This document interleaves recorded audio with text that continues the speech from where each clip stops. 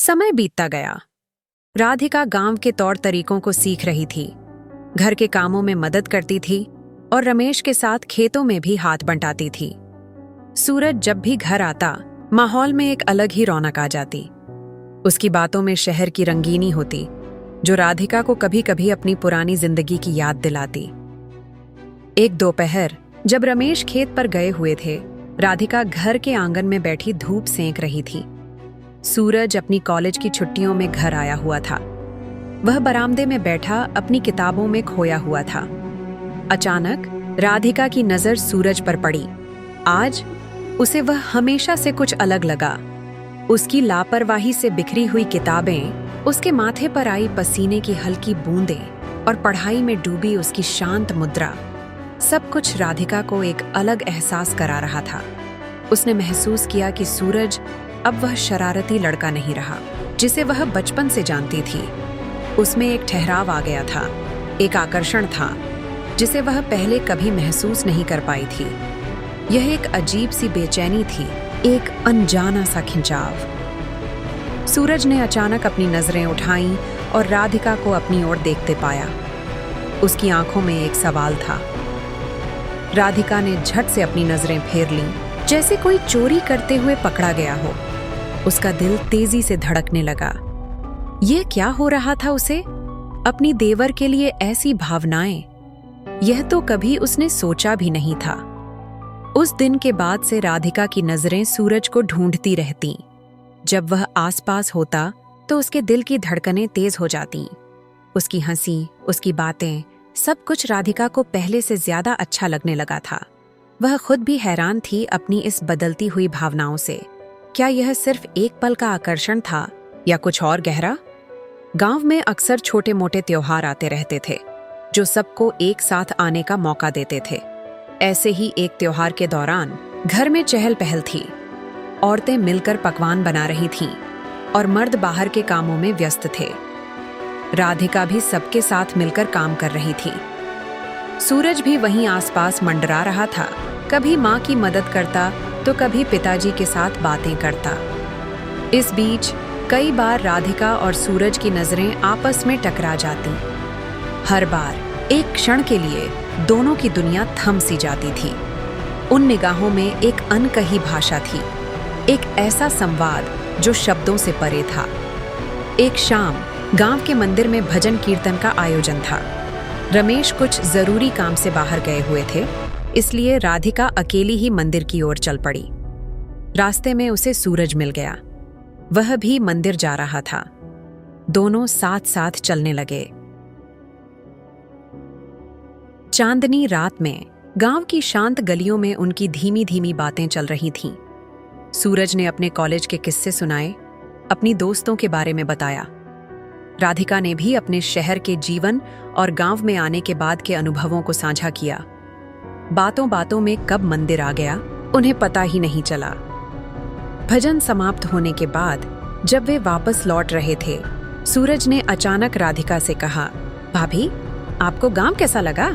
राधिका ने मुस्कुराकर कहा, अच्छा लगा, शांत और सुकून भरा है।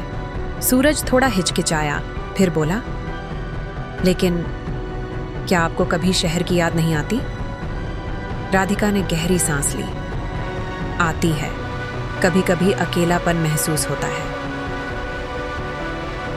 उस पल सूरज ने अनजाने में ही राधिका के हाथ को छू लिया।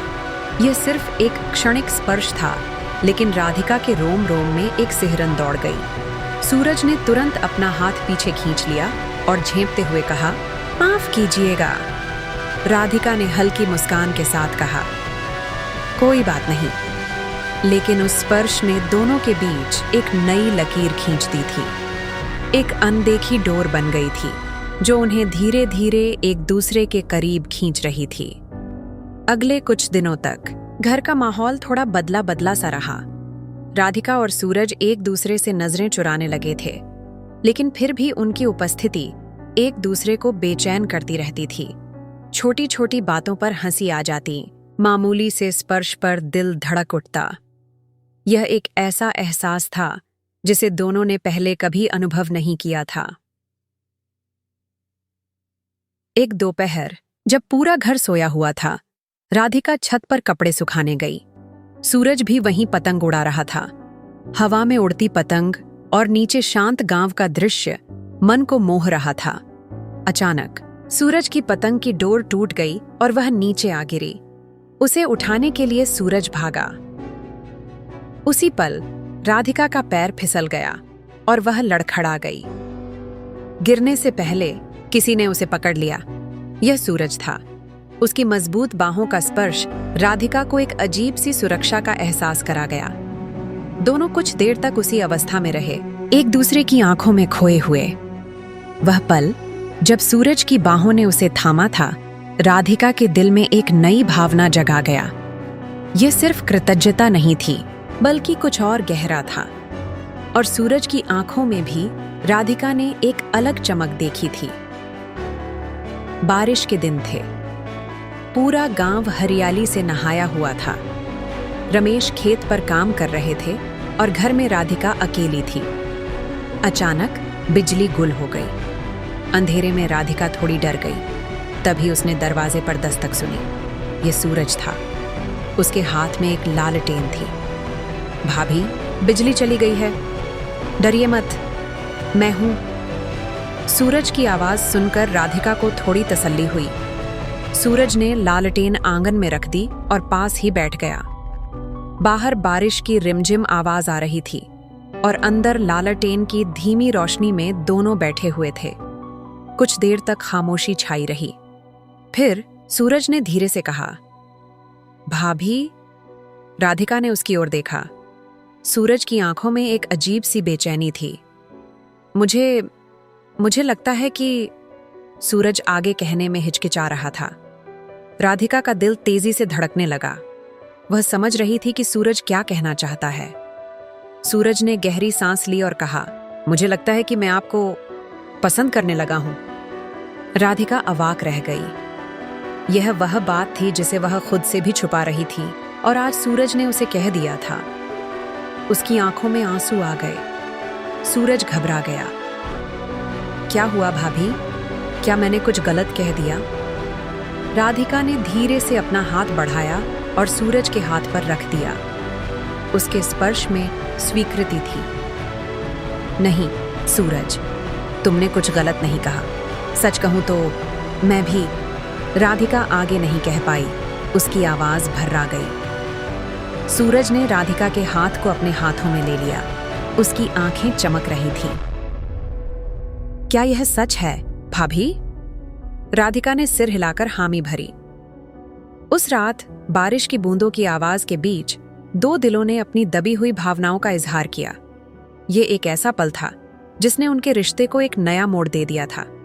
देवर और भाभी का रिश्ता अब एक अनजाने से बंधन में बंध गया था। लेकिन यह राह आसान नहीं थी।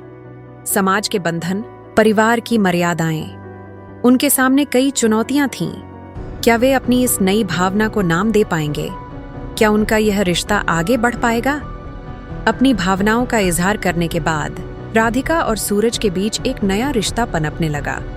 यह प्यार था, लेकिन इस पर सामाजिक बंधनों की गहरी छाया थी।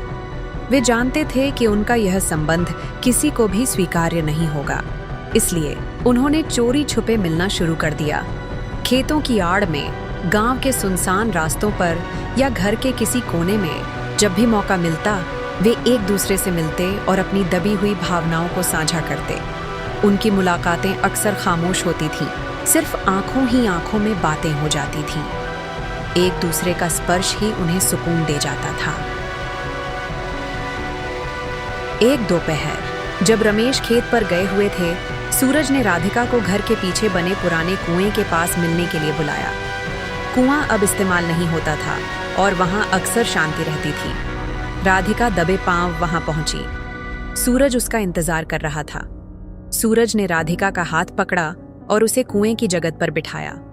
आसपास सन्नाटा था। सिर्फ पत्तों की सरसराहट सुनाई दे रही थी। भाभी, सूरज ने धीरे से कहा, मुझे डर लगता है। राधिका ने उसकी ओर देखा।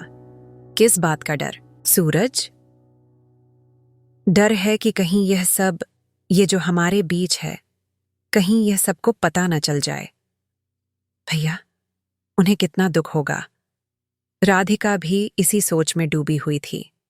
रमेश एक नेक और सरल इंसान थे। उन्हें धोखा देना राधिका के लिए भी आसान नहीं था। मैं जानती हूं, सूरज, राधिका ने कहा, यह सब गलत है, लेकिन मैं तुम्हें खोना भी नहीं चाहती। सूरज ने राधिका का हाथ और कसकर पकड़ लिया। मैं भी तुम्हें नहीं खोना चाहता, भाभी। तुम मेरी जिंदगी हो। उस दिन उन्होंने एक दूसरे से कभी अलग न होने का वादा किया, लेकिन उन्हें यह नहीं पता था कि उनकी यह चोरी छुपी कब तक चल पाएगी। धीरे धीरे गांव में कानाफूसी शुरू हो गई। लोगों ने राधिका और सूरज को एक साथ घूमते हुए देखा था। उनकी नजदीकियों को लेकर बातें होने लगी थीं। हालांकि किसी के पास कोई ठोस सबूत नहीं था, लेकिन गांव की हवा में एक अजीब सी आशंका तैर रही थी। रमेश अपनी दुनिया में मस्त इन बातों से अनजान थे। वह अपनी पत्नी और छोटे भाई दोनों पर बहुत विश्वास करते थे। एक शाम जब राधिका और सूरज खेत की तरफ जा रहे थे, उन्होंने कुछ लोगों को आपस में बातें करते सुना। वे दबी आवाज में उन्हीं के बारे में चर्चा कर रहे थे। राधिका और सूरज सहम गए। उन्हें एहसास हुआ कि उनका रहस्य अब ज्यादा दिनों तक छुप नहीं पाएगा। घर लौटकर दोनों गुमसुम रहे। उन्हें समझ नहीं आ रहा था कि इस स्थिति से कैसे निकला जाए।